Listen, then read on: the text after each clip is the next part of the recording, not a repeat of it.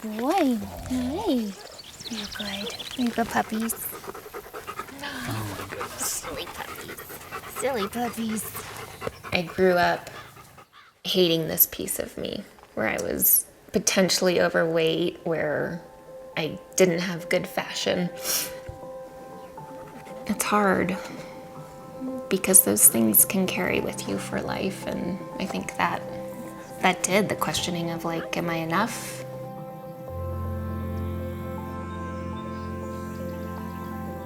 Finding my beauty to unveil, I think such a familiar internal dialogue is your body's not beautiful, your heart's certainly not beautiful. I'm never strong enough, I'm never healthy enough. What beauty do you have to offer?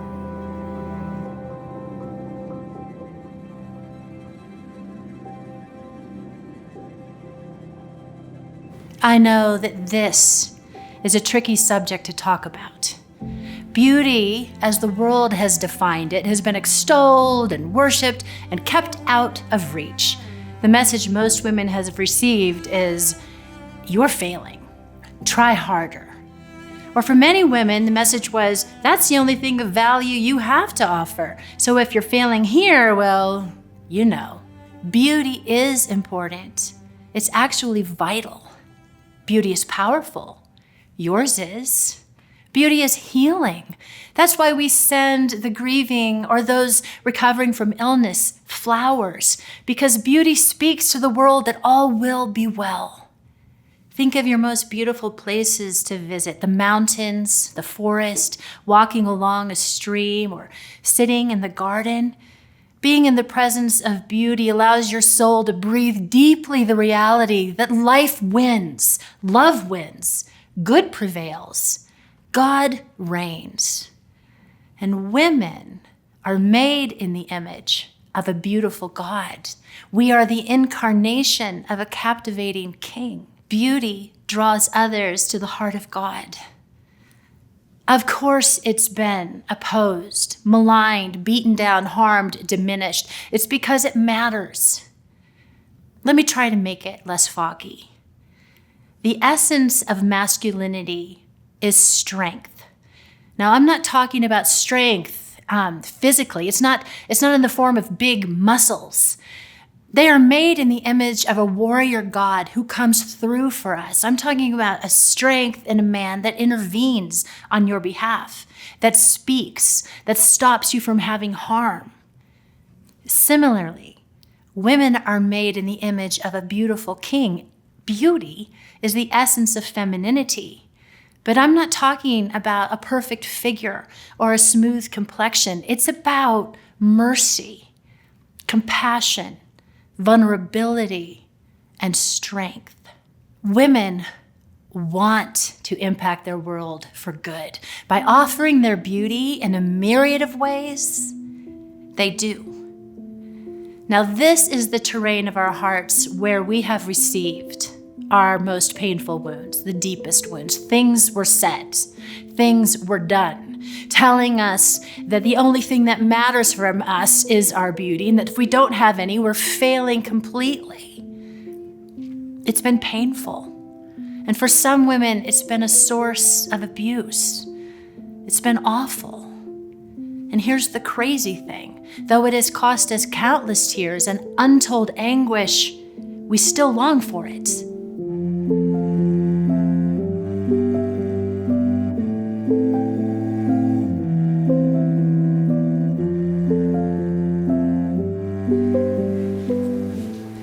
Looking at these photos, what I notice about me is how happy I am.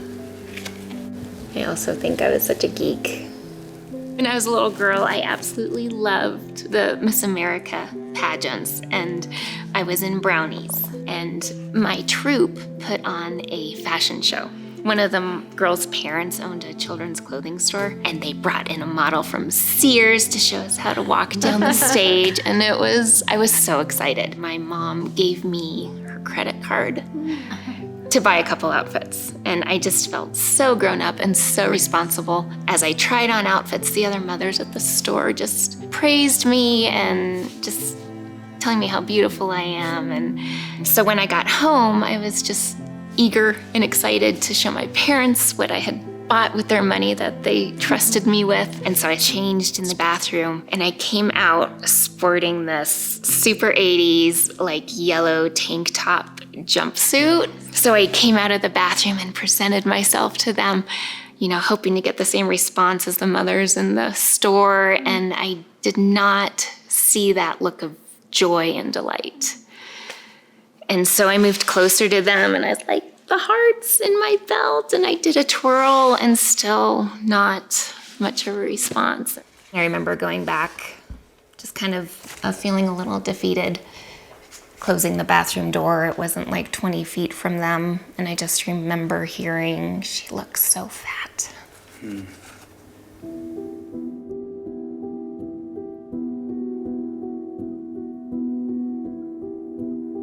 It was heartbreaking and confusing.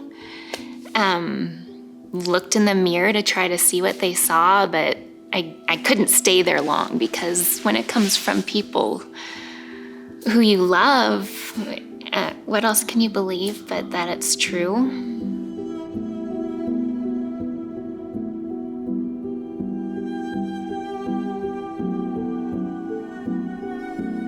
There's nothing lovable about this girl.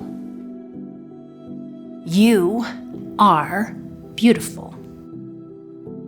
We long for a beauty on the outside, but we're not after a beauty that is merely skin deep. We want a beauty all our own to unveil, beauty that nourishes, beauty that brings life, beauty that offers mercy, beauty that draws others to the heart of God.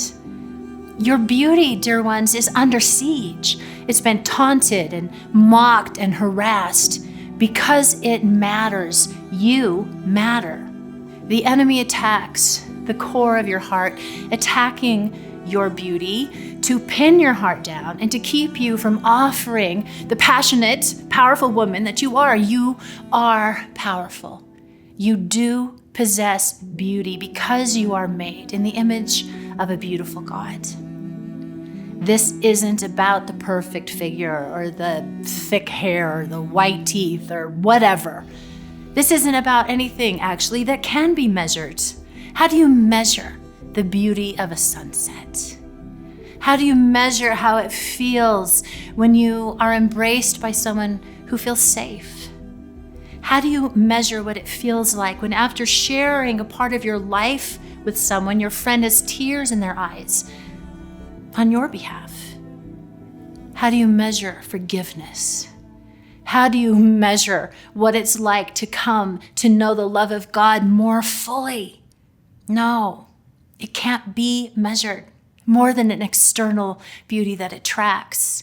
We long for an internal beauty that captivates, a beauty that is true to who we really are, a beauty that draws others to the heart of God. The only thing standing in the way of our beauty now is our doubt and unbelief that we don't have any, and the striving that we fall to as a result. The striving, the shame, really, it's time to come off the ride. I want to remind you of one of the most beautiful ways that you can offer yourself to someone else. It's by offering the gift of your presence. What I mean is attending to someone, paying attention to them, listening, leaning in. It truly is a rare gift. We are at our most true, our most beautiful self when we know that we are loved. And we can grow in knowing that we are loved throughout every course of our lives. And we know this by learning to see ourselves as God does. Well, how does He see us? What does He say? He says, "How beautiful you are, my darling. Your eyes are like doves. Let me see your face and hear your voice, for your voice is sweet and your face is lovely." Lovely. Now, isn't that a wonderful word? There's actually nothing more lovely to our Jesus than when we look to Him with faith, with hope, and with love, whether we're operating from a full tank or just a tiny drop.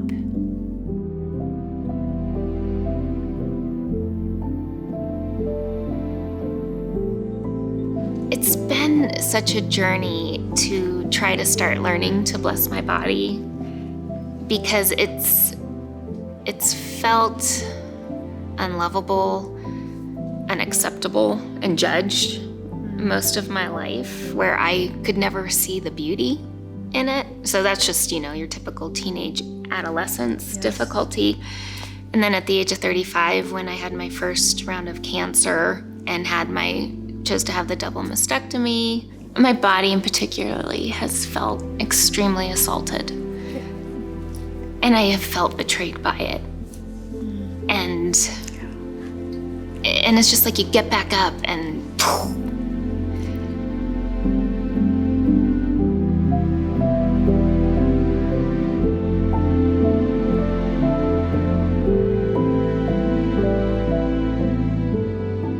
I think I've lived most of my life thinking it's all about the outward, and I haven't paid much attention to on the heart level.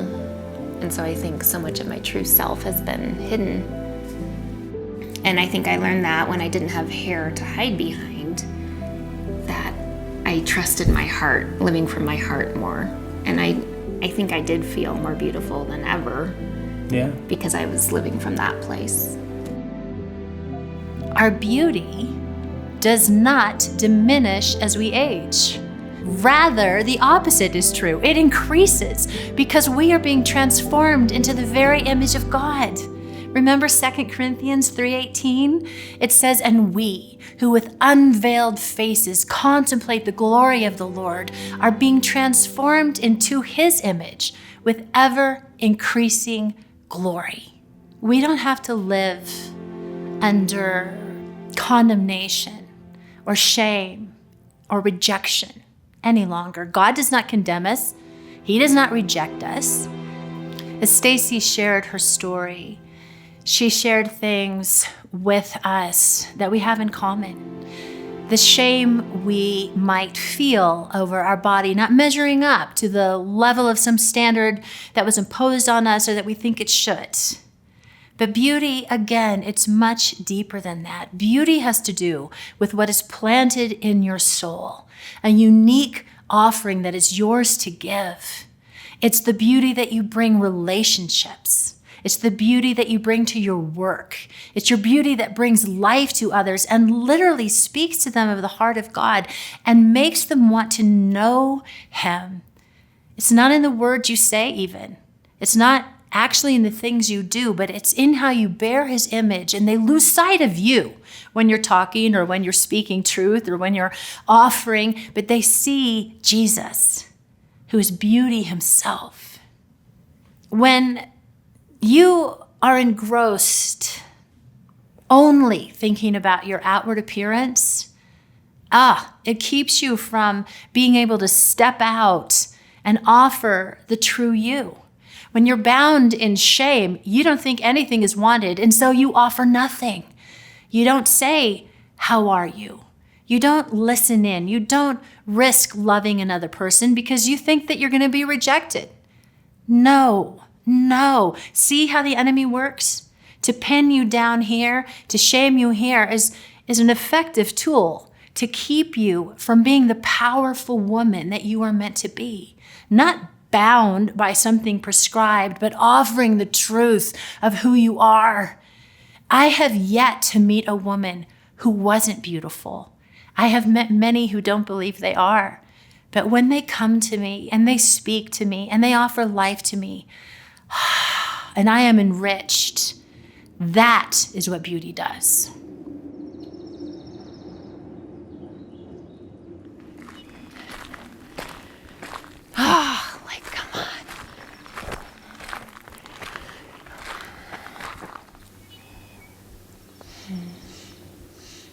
Come on.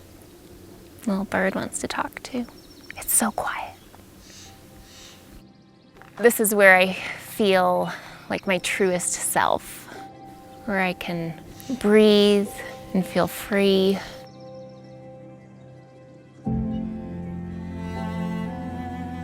It feels amazing to live from my true self. I know the moments when I am, and I know the moments when I'm hiding. I feel so free and alive. I heard God beckoning me into this trail. Along the way, I started seeing wild roses. And then he said, Stacy, do you remember the last words your grandmother spoke to you? Those words were, you are the most beautiful rose God ever created. And the way that he caught my heart after the rejection, and that I am the most beautiful rose he created. My body is for me. It has walked miles with me, and it has kept me alive so that today I can still walk and stand. Can I say this picture, I think this is one of the most beautiful pictures of you. And the real beauty comes through in your face there. It's not about your clothes or your hair or your makeup. All the things you think other people care about are not this.